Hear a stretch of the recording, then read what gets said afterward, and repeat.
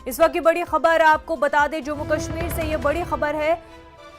शोपियां के रखामा में एनकाउंटर, फौज और मिलिटेंटों में एनकाउंटर जारी। एक मिलिटेंट हलाक हुआ है। इलाके में मिलिटेंटों के छुपे होने की खबर मिली। शोपियां पुलिस और सीआरपीएफ ने इलाके को मुहासरे में लिया। इस वक्त की अहम खबर हम आपको जम्मू कश्मीर से बता रहे हैं। शोपियां के रखामा में एनकाउंटर जारी है। आपको बता दें, फौज और मिलिटेंटों में एनकाउंटर जारी है, जिसमें एक मिलिटेंट हलाक बताया जा रहा है। इस इलाके में मिलिटेंटों के छुपे होने की खबर मिली, जिसके बाद शोपियां पुलिस और सीआरपीएफ ने इस इलाके का मुहासरा कर लिया। और वहीं इस बीच फोर्सेस और मिलिटेंटों के बीच एनकाउंटर शुरू हुआ। मजीद तफसीलात के साथ हमारे नुमाइंदे इरशाद मलिक हमारे साथ जुड़ चुके हैं। इरशाद, एनकाउंटर के हवाले से अपडेट बताएं।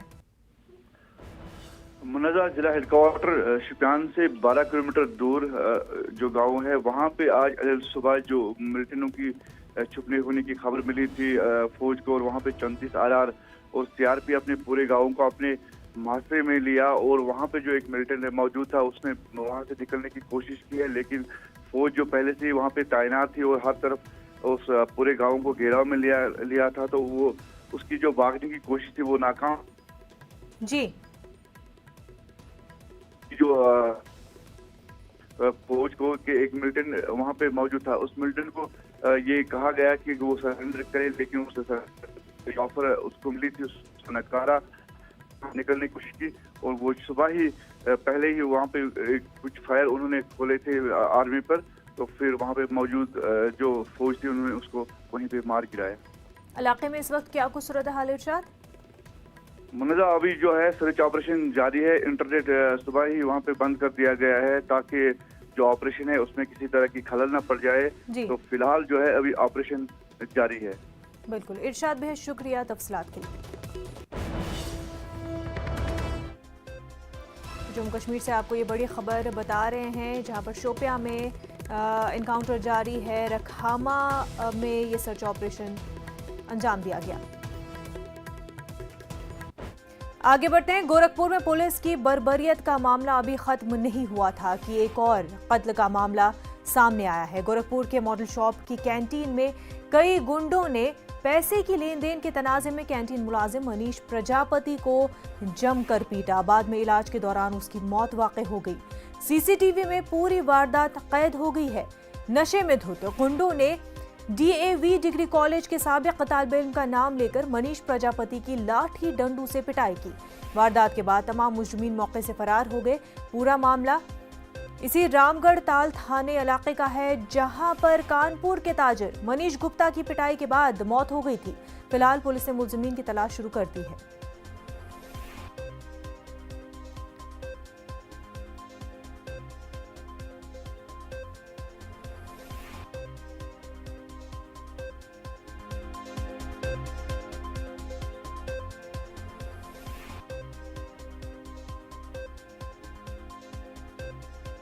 सूचना मिली कि रामगढ़ ताल थाना क्षेत्र में एक मॉडल शॉप पे पैसे के लेन देन के लेके एक व्यक्ति को कुछ लोगों ने मिलकर मारा पीटा है। सूचना पर तत्काल वहां पुलिस पहुंची और उस व्यक्ति को तत्काल मेडिकल कॉलेज लेके जाया गया, जहाँ इलाज के दौरान उसकी मृत्यु हो गई। जो भी व्यक्ति वहाँ से भागे थे उनकी तलाश की जा रही है।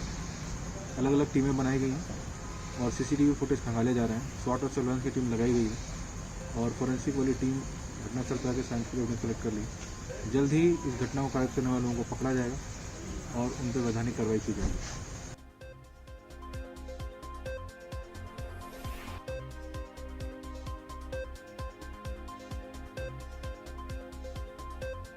पंजाब कांग्रेस में अंदरूनी खलफशार अब खत्म होता नजर आ रहा है। जराये के मुताबिक नवजोत सिंह सिद्धू पीसीसी के सदर दोबारा बनने के लिए राजी हो सकते हैं। इसी हवाले से कंट्रीब्यूशन पैनल तश्कील दिया जाएगा, जिसमें सीएम चरणजीत सिंह, नवजोत सिंह सिद्धू और एआईसीसी के तर्जुमान शामिल रहेंगे। वाज़ेह हो कि कल नवजोत सिंह सिद्धू ने वज़ीर-ए-आला चरणजीत सिंह चन्नी से तकरीबन 2 घंटे मीटिंग की थी। इस दौरान पंजाब के साबिक वज़ीर-ए-आला कैप्टन अमरिंदर सिंह ने वाज़ेह कर दिया है कि अब वो कांग्रेस पार्टी छोड़ रहे हैं, लेकिन उन्होंने मजीद वजाहत करते हुए ऐलान किया है कि वो बीजेपी में शामिल नहीं हो रहे हैं।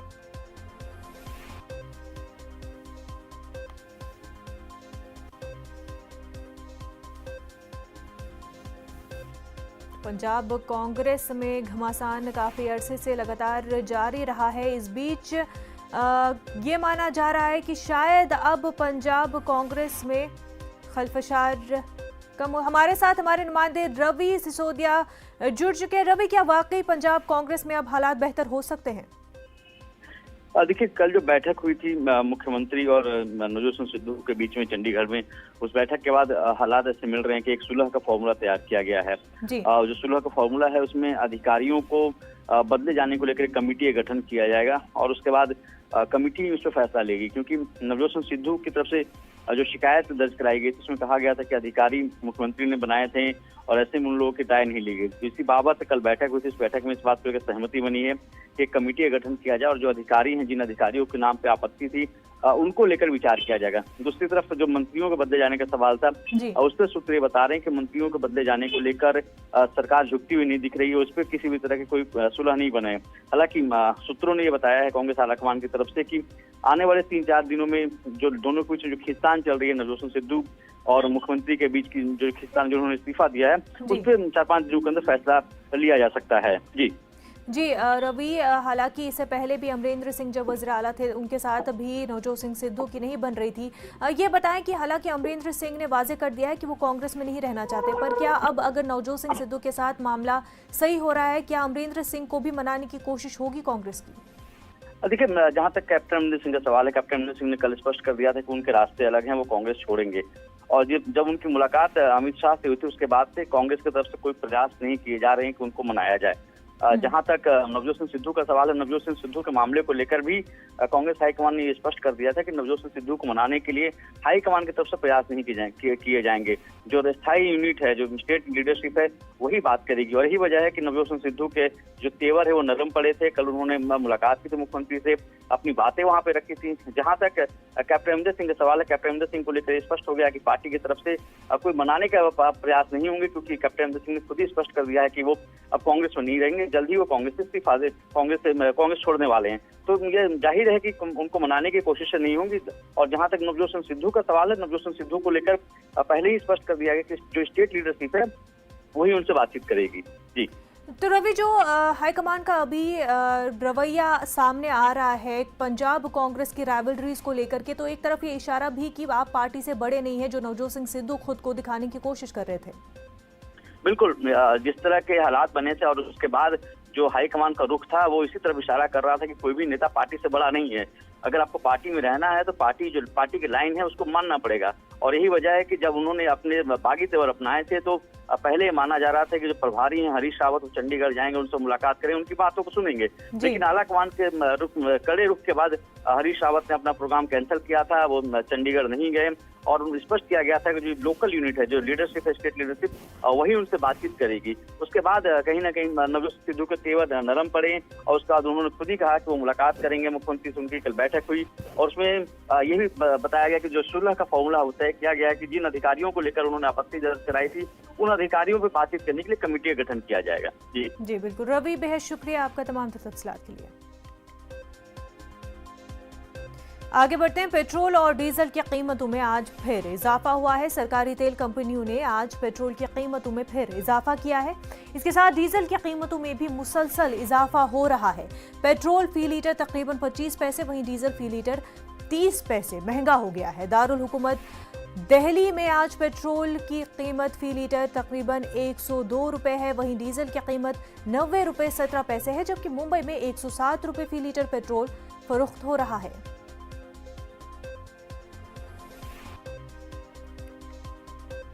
तो आपको बता दें कि लगातार बढ़ती कीमतों की वजह से आम लोगों की ज़िंदगी पर काफ़ी असर पड़ा है। आम लोगों की जेब पर काफ़ी फ़र्क पड़ रहा है। वहीं पेट्रोल और डीजल की कीमतों में आज फिर इजाफा देखने को मिल रहा है। सरकारी तेल कंपनियों ने आज पेट्रोल की कीमतों में फिर इजाफा किया है।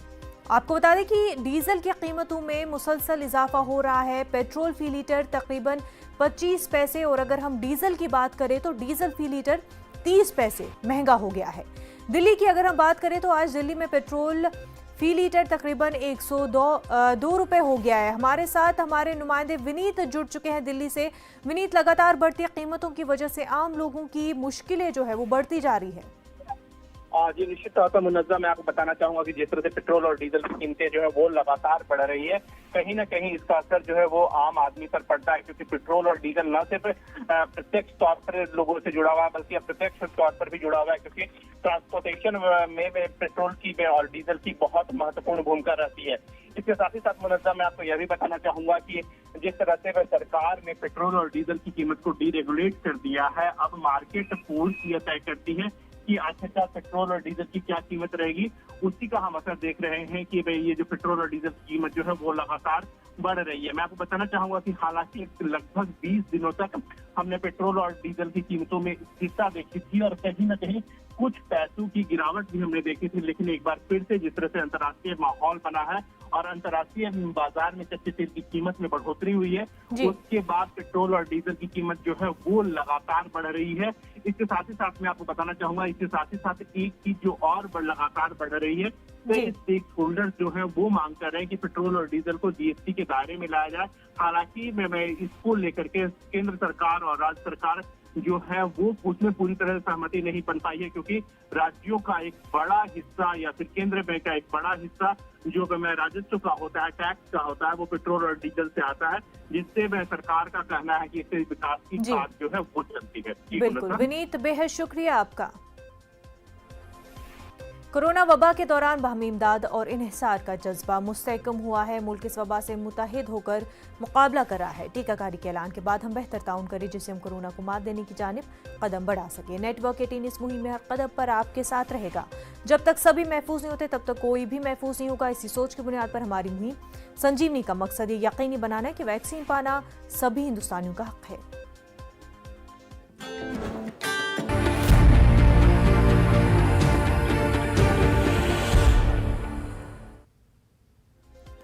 ब्रेक के बाद आपका खैर मकदम है। आज पीएम मोदी स्वच्छ भारत मिशन अर्बन 2 लॉन्च करेंगे। शहरों में पानी को महफूज बनाने के लिए इस मिशन को दूसरे मरहले में शुरू किया जा रहा है।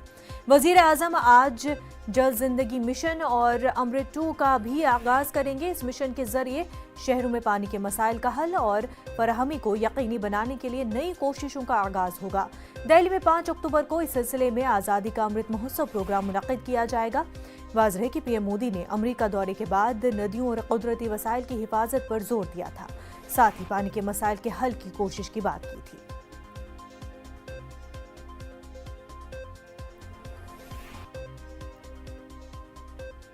आज से बैंकों के कई कवानीन बदले जा रहे हैं। रकूम की अदायगी के जवाब तब्दील किए जा रहे हैं। इन कवानीन की वजह से बैंकिंग के निज़ाम, शेयर मार्केट, तनख्वाह, पेंशन के ज़ाब्ते बदल जाएंगे। इसी बरस से ज्यादा आपको बता दें कि 80 बरस से ज्यादा के अफराद को पेंशन पाने के लिए डिजिटल तरीके से अपना शनाख्त पेश करना होगा। इसके अलावा ऑटो डेबिट के लिए पहले कस्टमर की इजाजत लेनी होगी, यानी 5000 से ज्यादा ऑनलाइन या ऑटो डेबिट ट्रांजैक्शन के लिए पहले कस्टमर को खास हिदायत पर अमल करना होगा। साथ ही 3 बैंकों के चेकबुक कारकर्द नहीं होंगे, यानी नए सिरे से बैंक से चेकबुक लेना होगा। पुराने चेकबुक काम नहीं करेंगे। इलाहाबाद बैंक और रेंटल बैंक ऑफ कॉमर्स और यूनाइटेड बैंक ऑफ इंडिया का चेकबुक नया लेना होगा।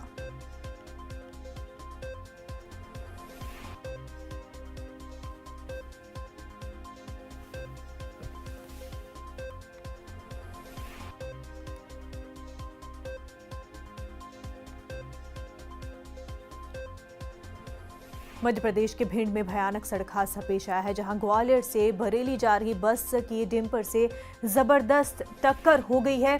इस हादसे में 7 लोगों के हलाक होने की खबर है, जबकि करीब 15 लोग इस हादसे में जख्मी हुए हैं। पुलिस ने मौके पर पहुंचकर राहत रसानी का काम शुरू किया है। वाज़ेह है कि मध्य प्रदेश सड़क हादसों में दूसरे मकाम पर आता है। यहाँ सड़क हादसों में इजाफा देखा जा रहा है।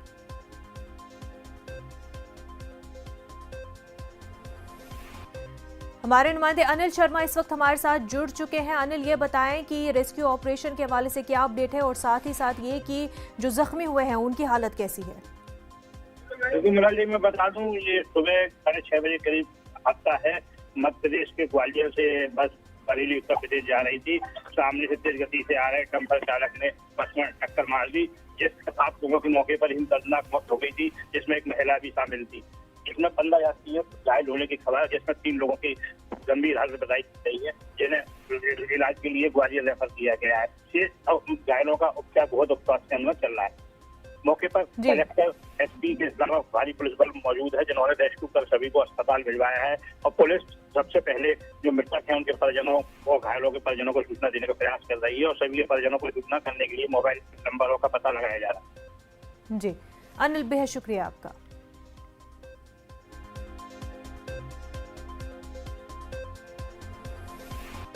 आगे बढ़ते हैं। जामिया मिलिया इस्लामिया यूनिवर्सिटी के नाम एक और कारनामा दर्ज हुआ है। जामिया मिलिया इस्लामिया के तालिबे इल्म सैफ अली ने Commonwealth secretary general invention award for development अपने नाम कर लिया है। आर्किटेक्चर फैकल्टी के उभरते हुए इन्वेंटर तालिबे इल्म सैफ अली जामिया मिलिया इस्लामिया का नाम रोशन किया है। वाज़ेह हो कि Commonwealth secretary general invention award development Commonwealth ममालिक के 15 इनाम याफ्ता तुलबा में से एक इनाम याफ्ता सैफ अली हैं। आपको बता दें कैफ अली ने इनाम अपने नाम कर लिया है। जामिया मिलिया के लिए एक और खुशी की खबर है, बल्कि पूरे मुल्क के लिए खुशी की खबर है। कैफ अली ने ये इनाम अपने नाम कर लिया है।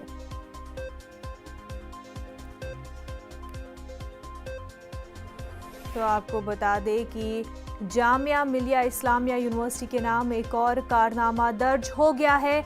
जामिया मिलिया इस्लामिया के तालिबे इल्म कैफ अली ने कॉमनवेल्थ सेक्रेटरी इन्वेंशन अवार्ड अपने नाम कर लिया है। कैफ अली ने न सिर्फ जामिया मिलिया इस्लामिया बल्कि पूरे मुल्क का ही नाम रोशन किया है इस अवार्ड को पाकर, बल्कि तमाम तर लोग ही काफ़ी खुश है। जामिया मिलिया इस्लामिया के लिए ख़ास तौर से एक और कारनामा यूनिवर्सिटी के लिए दर्ज हो गया है।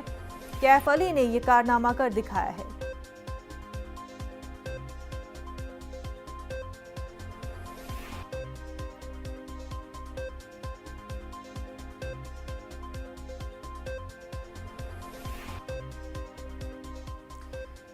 सीडीएस बिपिन रावत ने अमेरिका दौरे पर अपने हम मनसब मार्क मिले से मुलाकात की। पेंटागन में हुई मुलाकात में दिफा, सलामती और दीगर मसाइल पर बातचीत हुई।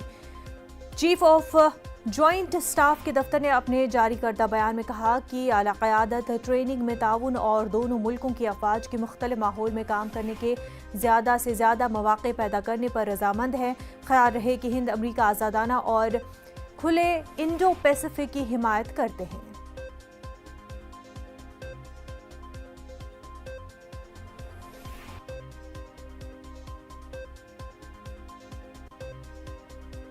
शुमाली कोरिया एक के बाद एक मिसाइल तजुर्बे कर रहा है। उसने एंटी एयरक्राफ्ट मिसाइल का ताज़ा तजुर्बा किया। सरकारी मीडिया के मुताबिक एंटी एयरक्राफ्ट मिसाइल जदीद तकनीक से लैस है और दूर तक मार करने की सलाहियत रखता है। ख्याल रहे कि 2 दिन कबल शुमाली कोरिया ने हाइपर स्विंग मिसाइल का कामयाब तजुर्बा किया था। 6 महीनों की खामोशी के बाद शुमाली कोरिया दिफाई शोबे में लगातार नए तजुर्बात कर रहा है। शुमाली कोरिया के सिलसिलेवार मिसाइल तजुर्बात पर जनूबी कोरिया और जापान ने तशवीश का इजहार किया है।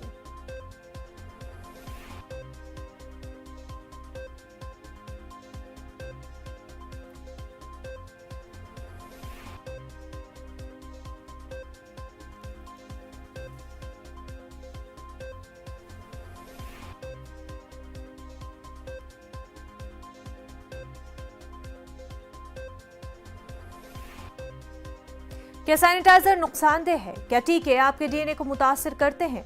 क्या टीकाकारी आपको कोविड-19 से मुतासिर कर सकता है? क्या ये कुछ सवाल आपके ख्याल में आते हैं? खैर, एक जगह है जहां आपके सभी सवालों का जवाब दिया जा सकता है और ये सब आपके फोन पर। नेटवर्क 18 और फेडरल बैंक की कौमी सतह की टीकाकारी से मुतल्लिक इदारी मुहिम के तहत कोविड-19 के खिलाफ Sanjeevani a shot of life Sanjeevani WhatsApp helpline शुरू हो गई है। आपको बस 7977773753 पर व्हाट्सएप करना है और आपको उसी वक्त आपके सवाल का जवाब मिल जाएगा। जानकारी जिसे जांच और क्रॉस चेक किया गया है। तो आगे बढ़े, कोविड-19 पर अपने सवालों को व्हाट्सएप करें और अपनी जरूरत की सभी जानकारी हासिल कर ले। नंबर है 7977773753।